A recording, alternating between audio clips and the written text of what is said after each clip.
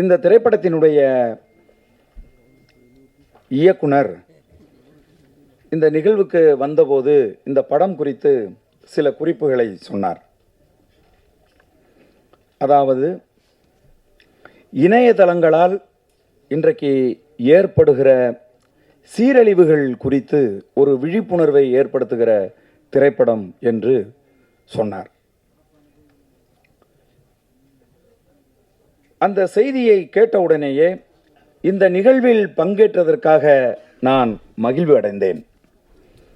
இந்த திரைப்படத்தினுடைய வெளிப்பாடுகள் எதுவும் அது போன்ற ஒரு சிந்தனையை ஏற்படுத்தவில்லை. ஒரு ஹாரர் மூவி மாதிரி தான் ஒரு ஃபீல் இருந்தது. அது ஹாரர் மூவியாக இருந்தாலும் கூட அந்த திரைப்படம் சொல்லுகிற செய்தி என்பது இன்றைக்கு சமூகத்தை சீரழித்து கொண்டிருக்கிற, மிக மோசமான விளைவுகளை ஏற்படுத்தி கொண்டிருக்கிற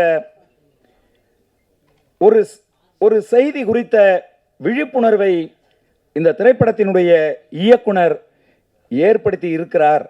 அதற்காக ஒரு படைப்பை உருவாக்கி இருக்கிறார் என்பது போற்றுதலுக்குரிய ஒரு விஷயம்.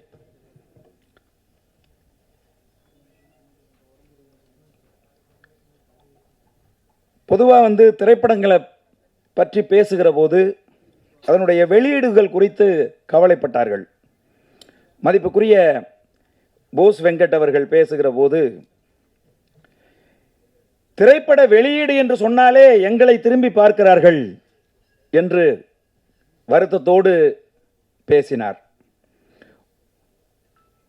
ஒரு நிறுவனம் ஒரு திரையரங்குகளில் தொடர்ச்சியாக தங்கள் நிறுவனம் வாங்குகிற திரைப்படங்களே இருக்கிறது மாதிரி பார்த்துக்கிட்டா வேற யாரு எந்த திரையரங்கில் திரைப்படங்களை வெளியிட முடியும்?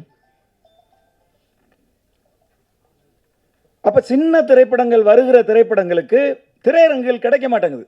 இப்போ ஒரு திரைப்படம் ரிலீஸ் ஆயிருக்கு, படையாண்ட மாவீரன் அப்படின்னு.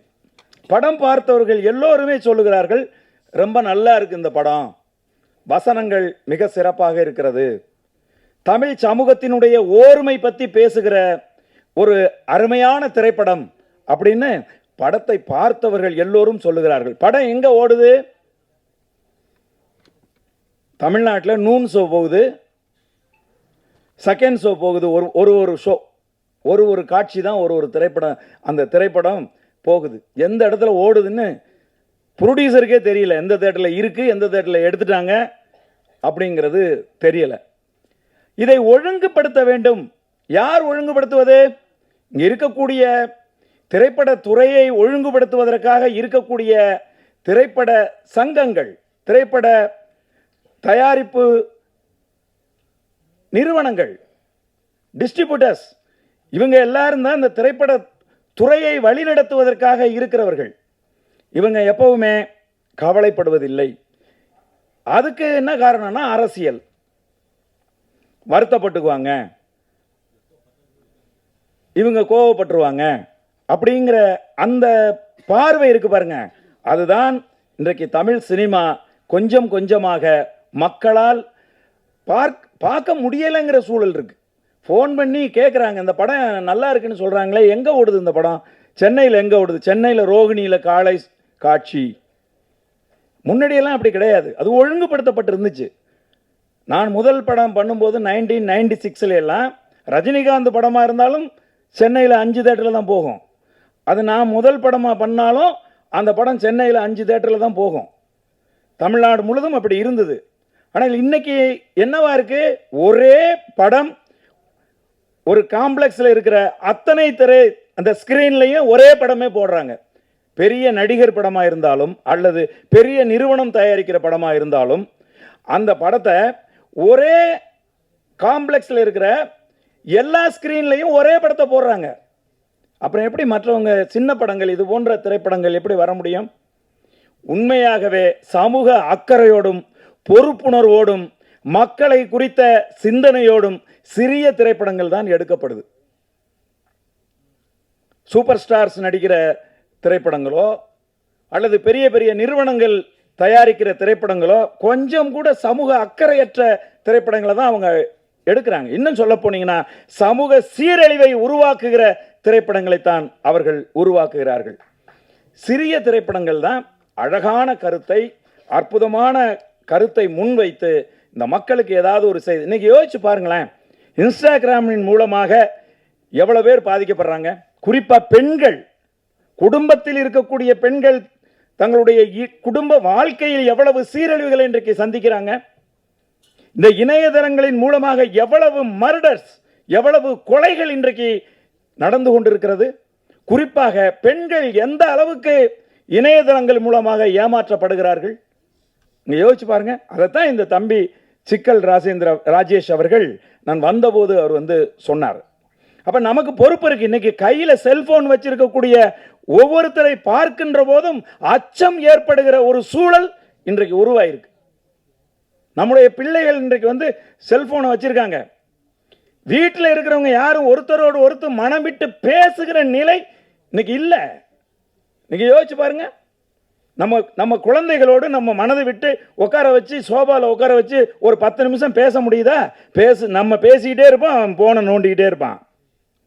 அப்ப இந்த இணையதளத்துக்கு அடிமையாகி விட்டோம். நைட்டு 2 மணிக்கு போன் பண்ணாலும் ஒரே ரிங்கில் நண்பர்கள் எடுக்கிறாங்க. கவலைப்படவே தேவையில்லை. விடிய 3 மணிக்கு போன் பண்ணாலும் ஒரே ரிங்கில் நண்பர்கள் எடுக்கிறாங்க. என்ன காரணம்? யாரும் தூங்குறது இல்லை. என்னங்க, நான் சும்மா நீங்க முழிச்சிருக்கீங்களான்னு பார்க்கறதுக்காக அடித்தேன், இன்னும் தூங்கலையா? இல்லை தலைவா, ஷார்ட்ஸ் பார்த்துக்கிட்டு இருக்கேன் தலைவா அப்படிங்கிறாங்க. அப்போ இணையதளங்கள் இன்றைக்கு ஏற்படுத்துகிற இந்த பாதிப்பு இருக்கு பாருங்க, அதுதான் ஒட்டுமொத்தமாக சினிமா துறையவும் இன்னைக்கு வந்து ஒரு மிகப்பெரிய பாதிப்புக்கு வந்து ஏற்படுத்தி இருக்கு. திரையரங்குகள் இன்னைக்கெல்லாம் வந்து திரையரங்கில் படம் போடுறது அப்படிங்கிறது, அதுவும் சிறிய திரைப்படங்களை திரையரங்குக்கு கொண்டு வர்றது அப்படிங்கிறது பண விரயம் அப்படிங்கிறது மாதிரியான ஒரு சூழலை தான் இன்னைக்கு தமிழ் சினிமா ஏற்படுத்தி வச்சிருக்கு. தம்பி வீரா பேசும்போது சொன்னாங்க, ஆந்திராவில் வந்து சின்ன சின்ன திரைப்படங்கள் வந்து பெரிய பெரிய வெற்றிகள் வந்து அடையுது அப்படின்னு சொல்லி. அங்கெல்லாம் ஒரு ஒழுங்கு இருக்கு. தயாரிப்பாளர்களுக்கும் திரையரங்கு உரிமையாளர்களுக்கும் டிஸ்ட்ரிபியூட்டர்ஸுக்கும் நடுவில் ஒரு ஒழுங்கு இருக்கு அங்கெல்லாம். அதை நம்ம விட்டுடுறோம். விட்டுட்டு தமிழ் சினிமா ஒழுங்கா இல்லைன்னா எப்படி ஒழுங்கு வரும் சொல்லுங்க பாப்பா. எத்தனையோ முறை இயக்குனர்கள் சங்கத்தில் இருந்து சென்று பேசியிருக்காங்க. இதை வந்து ஒரு ஒழுங்கு கொண்டு வரணும், சின்ன திரைப்படங்களை வந்து ரிலீஸ் பண்றதுக்கு ஒரு ஒரு ஒரு ஒதுக்கீடு செய்யணும், ஒரு பெரிய படம் வந்துச்சுன்னா ஒரு 10 சிறிய படங்களை ரிலீஸ் பண்ணணும்னு சொல்லி கவலைப்படுறது எங்களுடைய இயக்குனர் சங்கம் தான் கவலைப்படுது. ஒவ்வொரு முறையும் அதை எடுத்துட்டு போய் அவங்க பேச்சுவார்த்தை நடத்துறாங்க. ஆனால் அதை நடைமுறைப்படுத்த வேண்டியவர்கள் அதை நடைமுறைப்படுத்த மாட்டேங்கிறாங்க. இது போன்ற திரைப்படங்கள் நிறைய வரணும். இந்த தம்பி மகேந்திரன் வந்து எந்த நம்பிக்கையில், எந்த துணிச்சலில் பணத்தை வந்து இன்வெஸ்ட் பண்றது சொல்லுங்க. இன்வெஸ்ட் பண்ண பணத்தை ஒரு பெட்டி கடைக்காரர் ஒரு 10,000 ரூபாய் இன்வெஸ்ட் பண்ணி ஒரு பெட்டி கடை வச்சா அதுல இருந்து ஒரு 5,000 ரூபாய் நம்ம சம்பாதிச்சலாங்கிற நம்பிக்கை இருக்கு. கண்ணுக்கு முன்னாடி அந்த பொருள் இருக்கு. ஆனால் சினிமாவில் இன்வெஸ்ட் பண்ண வர்ற ஒரு தயாரிப்பாளருக்கு இன்றைக்கு நம்பிக்கையை இழக்கிற ஒரு சூழ்நிலை தான் இன்றைக்கு வந்து உருவாகி இருக்கு.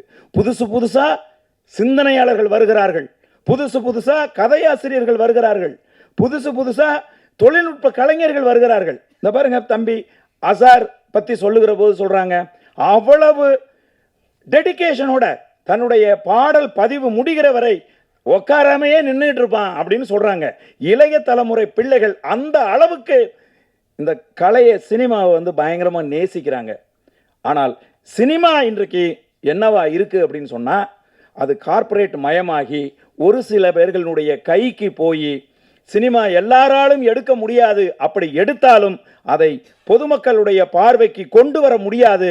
அப்படி கொண்டு வந்தாலும் ஒரு ஷோ 2 ஷோ மார்னிங் ஷோ எந்த தேட்டரில் ஓடுதுன்னு நான் தான் ப்ரொடியூசர்னா எனக்கே தெரியாது.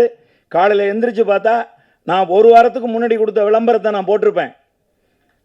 இந்த தேட்டரில் 3 ஷோ, இந்த தேட்டரில் 4 ஷோன்னு நான் முதல் நாள் கொடுத்த விளம்பரத்தை போட்டிருப்பேன். அந்த தேட்டரில் எல்லாம் படமே இருக்காது. அப்போ யார் இதெல்லாம் முடிவு பண்ணுறது? இதையெல்லாம் ஒழுங்கு செய்வது யாரு? இது போல ஏதாவது ஆடியோ லான்ச், இந்த இசை வெளியீட்டு விழாவுக்கு வரும்போது நாங்கள் பேசுகிறோம். ஆனால் இவற்றை ஒழுங்கு செய்ய வேண்டியவர்கள் முறையாக கவனித்து உட்கார்ந்து பேசி நேர்படுத்தினால தான் சினிமா வந்து சரியாக இருக்கும். இந்த திரைப்படத்தை பொறுத்தளவில் வந்து அண்ணன் போஸ் வெங்கட் அவர்கள் சொன்னது போல இது நிச்சயமாக வந்து ஒரு பிஸ்னஸ் ஆகக்கூடிய ஒரு மெட்டீரியல் தான். இது வந்து ரொம்ப பிரமாதமாக வந்து ஒளிப்பதிவு செய்யப்பட்டிருக்கு. இந்த திரைப்படம் ரொம்ப பிரமாண்டமாக வந்து காட்சி அமைப்புகளை வந்து தம்பி பாஸ்கர் அவர்கள் மிக அற்புதமாக வந்து ஒளிப்பதிவு செய்திருக்கிறார். அதே போல் ஒரு ஆர்வம் ஊட்டுகிற திரைக்கதை இந்த படத்தில் இருக்குது. நமக்கு அந்த ட்ரெய்லரை பார்க்கும்போதே நமக்கு வந்து தோணுது. படம் வந்து ஒரு ஆர்வத்தை ஏற்படுத்துது. நிச்சயமாக இது ஒரு மிகச்சிறந்த திரைப்படமாக வரும். நம்ம எல்லாம் இந்த திரைப்படத்தை வெற்றி திரைப்படமாக மாற்றுறது வழக்கம் போல் எங்களுடைய பத்திரிகை நண்பர்கள், யூடியூப் நண்பர்கள், அதுலேயும் பார்த்திங்கன்னா பெரிய திரைப்படங்களாக இருந்தால் மட்டும்தான் வந்து இன்றைக்கெல்லாம் வந்து விமர்சனங்களே வந்து எழுதுகிறாங்க, விமர்சனங்களே சொல்கிறாங்க. அதுலேயும் சொல்ல போனீங்கன்னா லேண்ட்மார்க்காக இன்றைக்கி வந்து சில யூடியூபர்ஸ் வந்து இருக்காங்க. அவங்க வந்து விமர்சனம் பண்ணால் மட்டும்தான் அது ஒரு ஒரு நல்ல படம் அப்படிங்கிற மனநிலையெல்லாம் உருவாக்கி இன்றைக்கி வச்சுருக்காங்க. சோஷியல் மீடியா அதை யாராலும் ஒன்றும் செய்ய முடியாது. அப்படி தான் இன்றைக்கி உருவாகி இருக்குது. அதனால் இது போன்ற திரைப்படங்களுக்கு நீங்கள் சிறிய படங்களுக்கு ஆதரவு கொடுங்க. என்னைக்காவது ஒரு நாள் தான் இந்த கதாநாயகர்களோட படங்கள் வரும். ஆனால் சிறிய திரைப்படங்கள் தொடர்ச்சியாக வந்துக்கிட்டே இருக்கும். அப்போ நம்ம யார் பக்கம் நிற்கணும்? என்னைக்காவது ஒரு தடவை வரப்போகிற வருஷத்துக்கு ஒரு தடவை ஒரு ஹீரோ ஒரு படம் நடிக்கிறாரு. ஆனால் சிறிய திரைப்படங்கள் தொடர்ந்து மாதம் தொடர்ந்து வந்துக்கிட்டே இருக்கு. இந்த திரைப்படங்களை நம்ம ஊக்குவிக்கணும். அந்த சரியான திரைப்படங்களை மக்களுக்கு எடுத்து சொல்லணும்.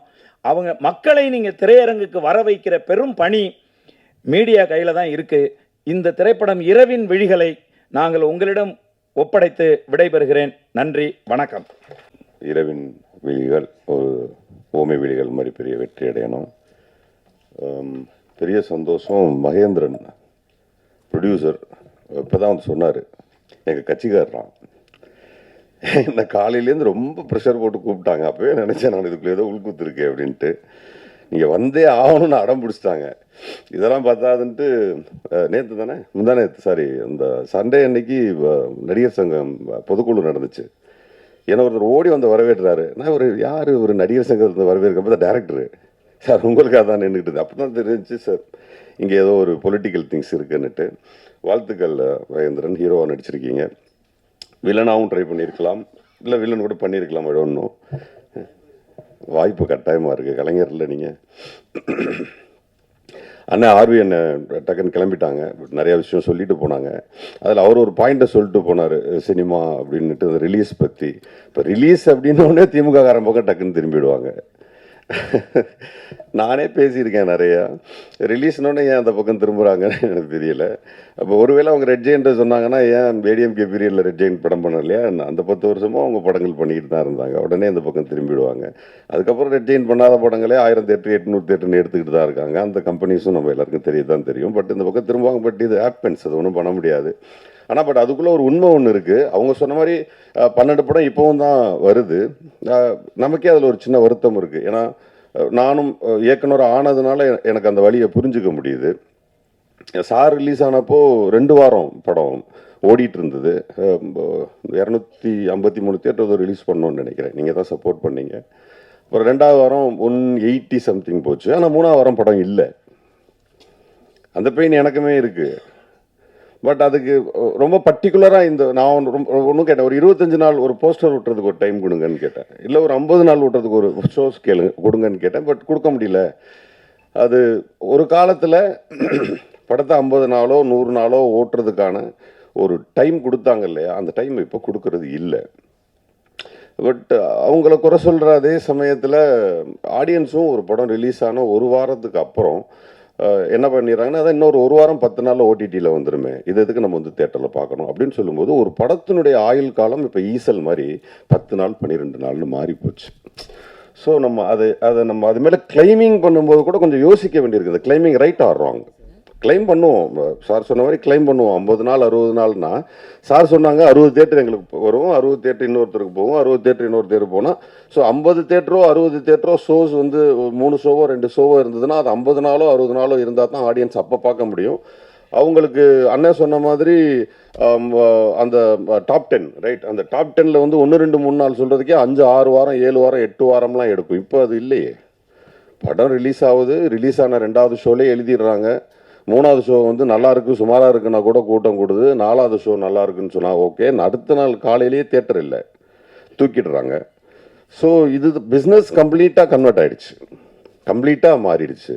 அதை நம்ம வந்து புரிஞ்சுக்கிட்டு அதுக்கு தகுந்த மாதிரி தான் படம் பண்ணணுமே தவிர, இப்போ ப்ரொடக்ஷன் சைடில் ப்ரொடியூசர்ஸ் வந்துட்டு ஒரு தடவை சார் விஷால் சார் பேசியிருந்தார், சின்ன ப்ரொடியூசர்ஸ்லாம் இனிமேல் வராதிங்க அப்படின்னு. உடனே நான் தான் முதல் கண்டன குரல் கொடுத்தேன், நேரடியாகவும் போய் சந்தித்தேன், இன்டர்வியூஸ்லாம் கொடுத்தேன். பட் அவர் சொன்னதோட சென்ஸ் என்னவா இருக்குன்னா, சின்ன சின்ன படங்கள் எடுக்கிறவங்க உஷாராக இருங்கிறது தான் சென்ஸ். ஆனால் அதை அவர் சொல்ல தெரியாமல் சொல்லிட்டார். அவர் உஷாராக இருங்க, கொஞ்சம் கேர்ஃபுல்லாக பண்ணுங்க அப்படிங்கிறது தான் சென்ஸ். ஆனால் அவர் சொன்னதுனால பல ப்ரொடியூசர்ஸ் ஓடி போன கதை உண்டுன்னு வச்சுங்களேன். அது ராங் இஸ் ராங், அது ஒன்றும் பண்ண முடியாது. பட் உண்மை என்னென்னா, சின்ன படம் எடுக்கிறவங்கள்ட்ட கேட்குறது ஒன்று தான், இந்த படம் என்ன மாதிரியான அட்டென்ஷனை ஆடியன்ஸ் கிட்ட கிரியேட் பண்ணும். முதல் கேள்வி, அந்த producers and directors in between அவங்க 2 பேருக்கும் தெரிய வேண்டியது, என்ன காரணத்துக்காக இவன் தியேட்டருக்கு வரணும், என்ன மோட்டிவ் கிரியேட் பண்ணுறீங்க தியேட்டர்ஸ்க்கு அவன் வர்றதுக்கு. அப்போ எந்த மோட்டிவுமே கிரியேட் பண்ணாமல் வர்றதுக்கான எந்த வாய்ப்புகளையுமே உருவாக்காமல் இருக்கிறது யார் மேலே mistake? Even me, even you, even anybody, யாராக இருந்தாலும் அவனை உள்ளே வர்றதுக்கான ஆப்ஷனை நம்ம கிரியேட் பண்ணாதது நம்ம மிஸ்டேக்ஸ். ஸோ இனி வர்ற டைரக்டர்ஸ், ப்ரொடியூசர்ஸ், டெக்னீஷியன்ஸ் இந்த பஞ்ச் பாயிண்ட் இருந்தால் தான் வருவான். இதுதான் காரணம். இப்போ சொல்லுவாங்க கேஸ்ட் வச்சு படம் எடுக்கிறாங்க, மேபி காரணமாக இருக்கலாம். அவங்க மட்டும் வந்து படம் பார்த்ததுக்கு ஆசா மாறுறதான்னு நினைக்கலாம். மேபி அவங்களுக்கு மட்டுமான ப்ரீச்சிங்காக இருக்கலாம், மேபி அவங்களுக்கான முன்னேற்றமாக இருக்கலாம், மேபி அவங்க ரொம்ப நாள் அடிபட்டதற்கான மருந்தாக இருக்கலாம். Anything happened. பட் அந்த படத்துக்கு கூட்டம் கூடுதில்ல, காசா மாறுதில்ல. ஸோ இப்போ ப்ரொடக்ஷன் அண்ட் டைரக்ஷன் இன்பிட்வீன், இந்த இன்பிட்வீன் அது காசா மாறுறதுக்கும் தியேட்டரில் படம் ஓடுறதுக்கான ரீசன், நான் சொல்றது ஒரு ரீசன். ஸ்டார்ஸ் அது வந்து நம்மளால் ஒன்றுமே பண்ண முடியாது, இட்ஸ் எ ரீசன்.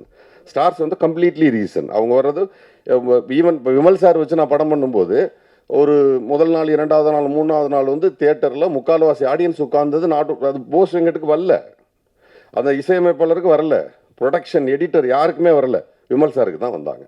ஏன்னா அவர் களவாணியிலேருந்து அவர் ஒரு ஆடியன்ஸை சம்பாரிச்சு வச்சிருந்தார், அதுக்காக வந்திருந்தாங்க. ஸோ இப்போ ஹீரோஸ் கொடுக்குற சினிமா என்பது வேறு. ஸோ சினிமா எடுக்க வர்றவங்க ஈவன் இப்போ இந்த படத்தில் ஏன்னா இதையும் சேர்த்து சொல்லிடணும், கூடுதலாக இப்போ நான் சொல்லிக்கிட்டு இருந்த காரணங்களில் இந்த படத்தில் ஒன்று இருக்குது. பேய் படம், இந்த மாதிரியான த்ரில்லர்ஸ் அண்ட் கொஞ்சம் செக்ஸ் கலந்த படங்கள், சாமி படம், இது யார் நடித்தாலும் ஓடிடணும்னு ஒரு கிராமர் இருக்குது. ஸோ நீங்கள் இந்த கிராமரில் தப்பிச்சுக்கலாம், உங்களுக்கு ஒரு பேசிக் பிஸ்னஸ் வந்துடும். நீங்கள் அதில் ஹீரோ யார் வில்லன் யாருன்ற கூட பெருசாக பார்க்க மாட்டாங்க. வியாபாரிகள் வந்து கேட்க போகும்போதே அதுதான் கேட்குறாங்க, எத்தனை சாங் இருக்குது, 5 சாங் இருக்கா, 2 ஃபைட் இருக்கா, இது என்ன காரணம், என்ன ஜானர் படம், த்ரில்லர். இப்போ த்ரில்லர்னா உள்ளே எல்லாம் என்னன்னு போய் நோண்டி பார்க்கறது இல்லை, அதுக்கு ஒரு பேசிக் பிஸ்னஸ் இருக்கிறதா நினைக்கிறாங்க. என்னன்னா நமக்கு தெரியும் இது என்ன படம்னுட்டு, ஹிந்தியில் தெரியாது, அங்கேயே ஒரு 10-12 லட்ச ரூபாய்க்கு அந்த படத்தை விற்றுருவாங்க. கர்நாடகாவில் தெரியாது, ஒரு 10-12 லட்ச ரூபாய்க்கு விற்றுருவாங்க. இந்த மாதிரி பல்வேறு விதமான மொழிகளில் அது விற்கிறாங்க. விற்கும் போது ஒரு 25 ரூபா 30 ரூபா 50 ரூபா ஒரு பேசிக் பிஸ்னஸ் ஃபிக்ஸ் பண்ணுறாங்க. இப்படி ஏதோ ஒன்றாச்சும் வரும். ஆனால் நிறைய பேர் என்ன பண்ணுறாங்கன்னா, இந்த பிள்ளைங்க வந்து வீட்டில் படம் வரையும், ஒரு ஆர்டிஸ்ட்டு ஒருத்தனை படம் வரைஞ்சா அப்படியே அச்சு அசலாக வரைவான், ஊரே சொல்லும் என்ன பிரமாதமாக வரைஞ்சிருக்கீங்க, அது உண்மை. ஆனால் வீட்டில் ஒரு குழந்தை தப்பாக கிறுக்கும், அப்போ அம்மா சொல்லும் என்ன பிரமாதமாக வரைஞ்சிருக்கேன்னு. அந்த மாதிரி நமக்கு நாமே படம் எடுத்து நல்லா இருக்கு நம்ம சொல்லிக்கிறோமே தவிர ஊர் சொல்லணும் அது நல்லா இருக்குன்னு. அப்போ தான் அந்த படம் ஓடும். அப்புறம் நான் படம் எடுத்தேன் ஓடலை, நான் என்னையும் சேர்த்து தான் சொல்கிறேன், நான் படம் எடுத்தேன் ஓடலைன்னா படம் நல்லா இருந்தால் தான் ஓடும். இப்போ படம் நல்ல படம் என்பது வேறு, அது பல விருதுகளை எடுக்கும். 2 படமும் நிறைய விருதுகளை எடுத்துச்சு, அந்த மாதிரி நிறைய விருதுகளை எடுத்தது, அது திருப்தி தரும், அதுதான் தரும்னு எங்களுக்கு தெரியும். பட் பணமாக மாறக்கூடிய திரைப்படங்களுக்கு யார் மேலே பிளேமிங் நீங்கள் வச்சிங்கனாலும் தப்பு. ஈவன் தியேட்டர்ஸ், டிஸ்ட்ரிபியூட்டர்ஸ், ப்ரொடியூசர்ஸ், இவங்க யார் மேலேயும் நீங்கள் பிளேமிங் பண்ணவே முடியாது. பண்ண சொன்ன மாதிரி ஒரு விஷயம் வேணால் பண்ணலாம், எனக்கு அது கொஞ்சம் வருத்தமான விஷயமும் கூட. சமீபத்தில் கூட நடந்துச்சு, ஒரு ஸ்டாரோட படம் வருது, உடனே அந்த சமயத்தில் வெளியாக இருந்த சின்ன படங்களை பூரா எல்லாம் பின்வாங்கிறதே நான் பார்த்தேன். அந்த ஸ்டேட்டில் படம் வருதுன்னு சொல்லிட்டு முதல் நாள் போஸ்டரில் வருது, பேப்பர்ஸில் வருது, ஒரு 10 நாள் பப்ளிசிட்டி பண்ணுறாங்க. ஆனால் இல்லை அது பெரிய படம் வருது, ஏன் பின்வாங்குறீங்க? ஏன் பெரிய படம் தோத்தது இல்லையா? பெரிய படம் தான் தோக்குது. சின்ன படங்களை விட அதிகமாக தோக்குறது பெரிய படங்கள் தான், அவங்களுக்கு தான் பாதிப்பு அதிகம். ஏன் விட்டு கொடுக்குறீங்க? போராட வேண்டியதானே, படத்தை ரிலீஸ் பண்ண வேண்டியதானே. அதே படத்தை நீங்கள் லேட்டாக ரிலீஸ் பண்ணி ஓடின படம் லிஸ்ட்டே நான் சொல்லுவேன், நீங்கள் அன்னைக்கே ரிலீஸ் பண்ணி இருந்திருக்கலாமே. அப்போ என்ன ஆகுதுன்னா, அவங்கள பயந்துக்கிட்டு நீங்கள் வெளியில் வரும்போது சார் சொன்ன மாதிரி 150 தேட்டர் 100 தேட்டர் 100 ஷோஸ் 200 ஷோஸ்ன்னு சொல்லிட்டு அந்த ஷோஸ் எல்லாமே அவங்களுக்கு போகுது. தே பிளேடு, அவங்க நல்லா விளையாடுறாங்க. ஏன்னா களத்தை நீங்கள் தான் கொடுத்தீங்க. எதுக்கு களத்தை கொடுக்குறீங்க? நான் ஏற்கனவே ஒரு ஆக்சுவலாக இப்போ வந்து ப்ரொடியூசர் கவுன்சில் எல்லாம் சேர்ந்து போய் பேசியிருக்காங்க. டிஸ்ட்ரிபியூட்டர் கவுன்சில் எல்லாமே வந்துட்டு துணை முதல்வர்கிட்ட போய் பேசியிருக்காங்க. டிக்கெட் நிர்ணயம்லாம் நீங்களே பார்த்துக்கோங்க, கவர்மெண்ட்டே இதை போய் பண்ணலான்ட்டு. இதை நான் கிட்டத்தட்ட 2 மாதங்களுக்கு முன்பு நான் பேசியிருக்கேன். நான் என்ன கேட்குறேன், முழு அதிகாரமும் யாருக்கிட்ட இருக்கு? பணம் போட்ட ப்ரொடியூசர்ஸ் கிட்ட இருக்கு. ஆனால் நீங்கள் என்ன பண்ணுறீங்க, 2 கோடி ரூபாய் 3 கோடி ரூபாய் சொத்து தானே ஒரு திரைப்படம். 10 கோடி இருந்தால் 10 கோடி ரூபாய் சொத்து தானே உங்கள் திரைப்படம். உங்கள் சொத்தை தூக்கி கொண்டு யார்ட்டையா கொடுப்பீங்களா? உங்கள் நிலத்தை யார்ட்டையா கொண்டு கொடுப்பீங்களா? யார் பேர்லையா எழுதி வைப்பீங்களா? உங்கள் வீட்டை யார் பேர்லையாவது எழுதி வைப்பீங்களா? படத்தை மட்டும் ஏன் இன்னொருத்தன் பேரில் எழுதி வைக்கிறீங்க? என்ன பயம் உங்களுக்கு? என்ன பயம்? படம் எடுக்கிற வழக்கம் 10 கோடி ரூபா போட்டு படம் எடுக்கக்கூடிய தைரியம் இருக்கு உங்களுக்கு. தியேட்டரை பிடிச்சி படம் ரிலீஸ் பண்ண தெரியாதா? அப்போ நீங்கள் பிஸ்னஸ் கற்றுக்காமல் வந்திருக்கீங்க உள்ள. பிஸ்னஸை தெரிஞ்சுக்கிட்டு வாங்க. 10 கோடி 15 கோடி 5 கோடி 8 கோடி 3 கோடி என்ன வேணா போடுங்க, வாங்க. ஒரு படம் எடுக்கிறாரா, அசிஸ்டண்டாக ஒர்க் பண்ணுங்க. ப்ரொடக்ஷன் பண்ணுறாரா, அவர் கூட ப்ரொடக்ஷனில் ஒர்க் பண்ணுங்க. டிஸ்ட்ரிபியூஷனில் கற்றுக்கங்க, அப்புறம் வாங்க சினிமாவுக்கு. அப்புறம் தோற்று போயிட்டேன்னு அழுகிறதுல எந்த பிரயோஜனமும் கிடையாது. கற்றுக்குங்க. எனக்கு ஆசையாக இருக்குது, டிஸ்ட்ரிபியூஷன் கற்றுக்க போகிறேன், பண்ண போகிறேன், சீக்கிரமே பண்ணுவேன். தோக்குறோன்னு ஜெயிக்கிறேன்னு பண்ணுவேன். டிஸ்ட்ரிபியூஷனில் தான் பிரச்சனை வந்து நின்றுது கடைசியாக. அதை யார்ட்டையாவது தூக்கி கொடுக்க வேண்டியிருக்கு. நம்ம அவ்வளோ சிரமப்பட்டு ஒரு படத்தை ரெடி யார்ட்டா கொடுத்துட்டு கெஞ்ச வேண்டியிருக்கு. ஏன் கெஞ்சணும்? இனி வரும் காலங்களில் ப்ரொடக்ஷன் பண்ணுறவங்க படத்தை எடுத்துட்டு நீங்களே ரிலீஸ் பண்ணுங்க. ஏன் யார் பின்னாடியும் ஓடுறீங்க? அப்புறம் திமுக பண்ணுச்சு, அதிமுக பண்ணுச்சு, அவர் யாரெல்லாம் இங்கே பண்ணலை. உங்கள் பயம் உங்கள் கண்ணுக்கு முன்னாடி நிற்கிறதெல்லாம் பூதம் மாதிரி இருக்கு. பயப்படாமல் படம் பண்ணுங்க, செய்யுங்க. இந்த திரைப்படம் வெற்றியடைய வாழ்த்துக்கள். நன்றி.